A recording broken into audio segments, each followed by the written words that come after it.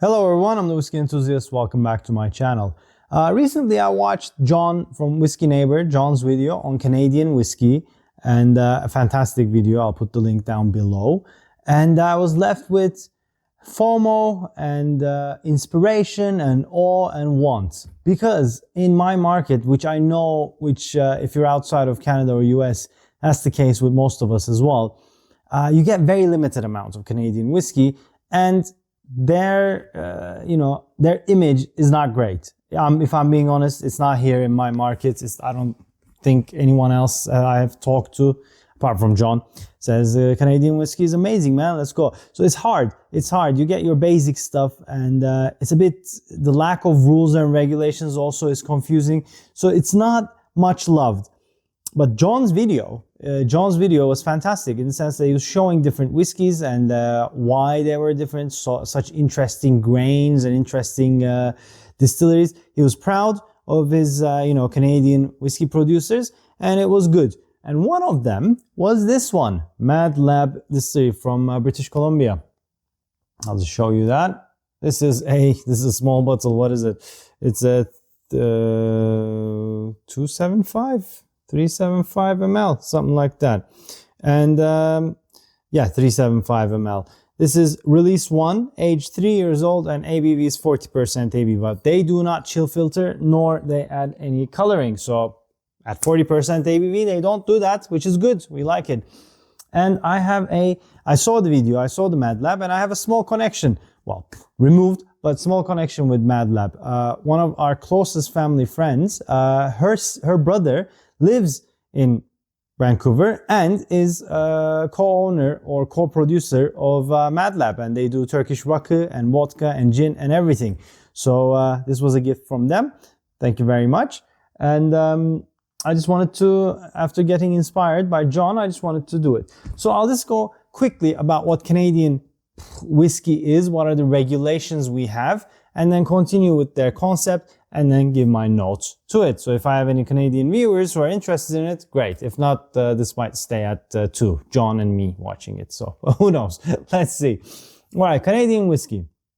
It has to be made by using cereal grains with action of yeast, a mixture of yeast and other microorganisms. Has to be matured at least 3 years in small wood, doesn't say oak, small wood. Has to possess the aroma, taste, and character generally attributed to Canadian whiskey, which is a very, very general sentence. Like, what is attributed with Canadian whiskey? The final product has to be bottled no less than 40% ABV. Great. Has to be mashed, distilled, and aged in Canada. Fine. Yeah. And may contain caramel and flavorings. So Canadian whiskey then becomes a huge branch. Because caramel coloring, fine, it's allowed in Scotland as well, not allowed in bourbon. But they, like, Crown Royal peach comes to mind. That's just peach flavored whiskey. And it stops from being a whiskey if it was in, US or UK, Scotland. But it still is Canadian whiskey because may contain caramel and flavorings. That's a very wide sentence. Anyway, so off to our own whiskey. Now this is release 1. I think they're at number 9. Our first release, I'll just read what they say. Our first release of beautiful single malt whiskey, marrying of 2 ex-bourbon barrels, quarter casks, from Ula Distillery in Seattle. I've not heard of them. I've not had their whiskey. 2 ex-bourbon quarter casks, aged for 3 years and proofed to 40% ABV. Starting with BC grown malted barley, mashed manually and fermented with our house champagne yeast. And this champagne yeast is a continuous yeast. So they keep feeding. It's like making sourdough bread. And then double distilled with a direct fire stainless steel pot still. So their pot still is different. It's complete stainless steel and it's direct fired, which is very cool, but it's not copper. And, there's a video from, I'll put the link down below, Miss Brewbird.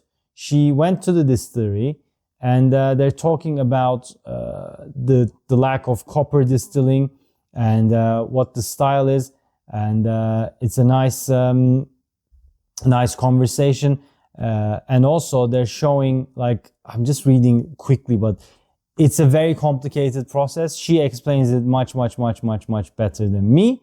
So she talks about the owner, Scott, about this whole thing. I'll put the link down below. It's fantastic video, and you can see what their situation is. And yeah, it's double or triple distilled, up to them, but this is generally double distilled. And that's the whiskey. So released only in 375 and 50 ml bottles to make sure. Okay, 2 raw malted barley. Fill strength was 56% ABV, and ex-bourbon quarter casks. No color added. Yeah. Okay. So this is the whiskey. Still, you know, the use of copper, there's a reason. It looks good, but there's a reason. It takes away the sulfurous product, sulfurous character of the whiskey during distillation.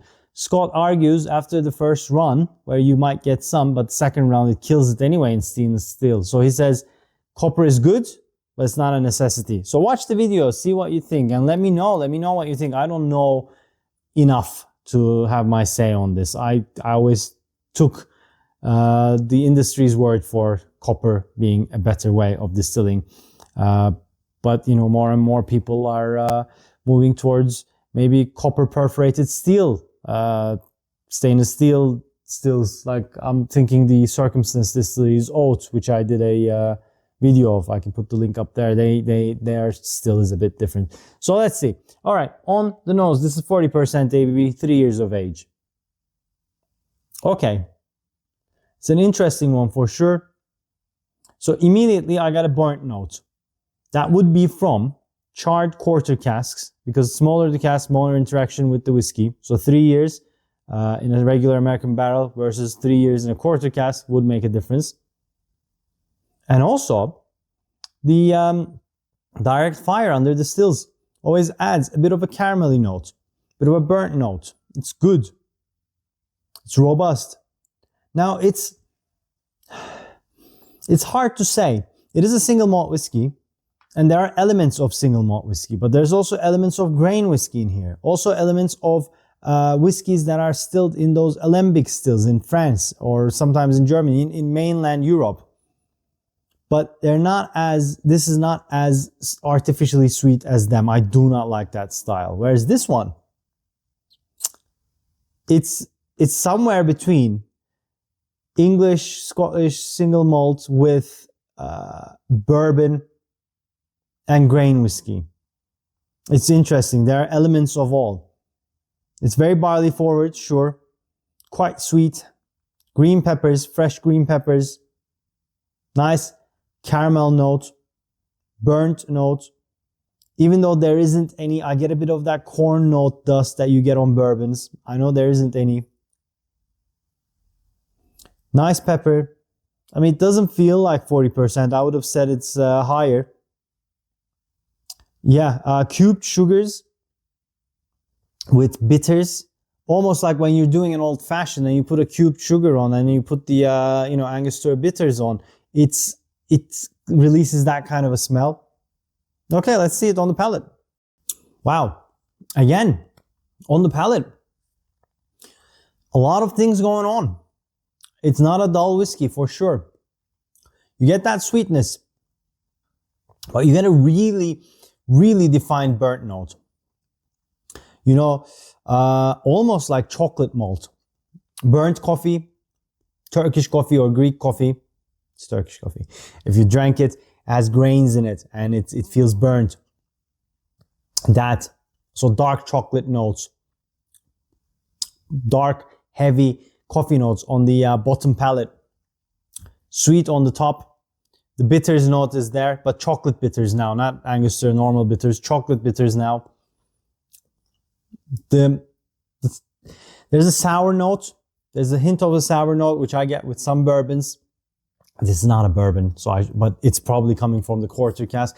I don't know if you ever had Ula bourbon, please let me know what kind of character that has. I wish I had some Ula bourbon, but I've never even heard of them. But for 40% ABV, finish is going. It's good. As in like going on. It's medium, it's not long, but the unchill filtering really does help because it's mouth coating. And second time round, you get, so nose is pretty consistent in that sense. Everything I said continues, but the palate is very coffee, very chocolate, also sweet, a little bit of sour lemon note, bourbon note is there. Oh, it's nice. It's nice. I think direct fire underneath adds to that character. And probably their champagne yeast also, not probably, but probably, yeah, does add.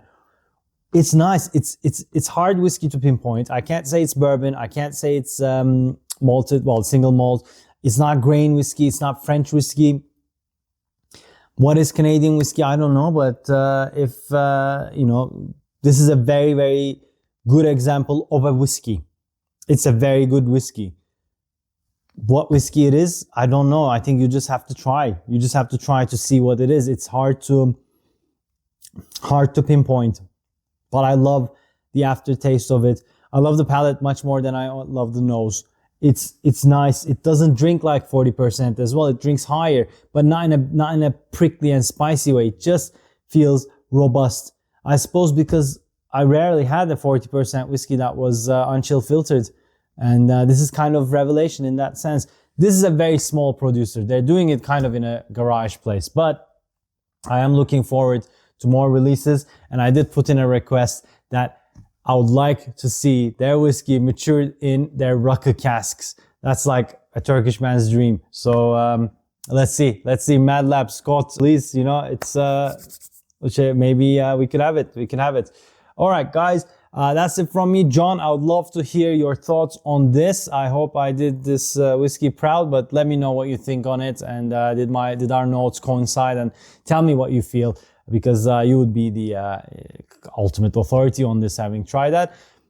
You know, maybe other Canadian tubers, you know, Matt, Rob, they could, or Jeremy, if they watch this channel. I know Matt does, but Rob and Jeremy, I don't know. But, you know, I would like to hear their notes on it as well. Guys, I shall, if you liked it, hit that like button. If you haven't already, please subscribe to my channel. It does mean a lot. And let me know if you tried this. And I shall see you guys on the next one. Cheers.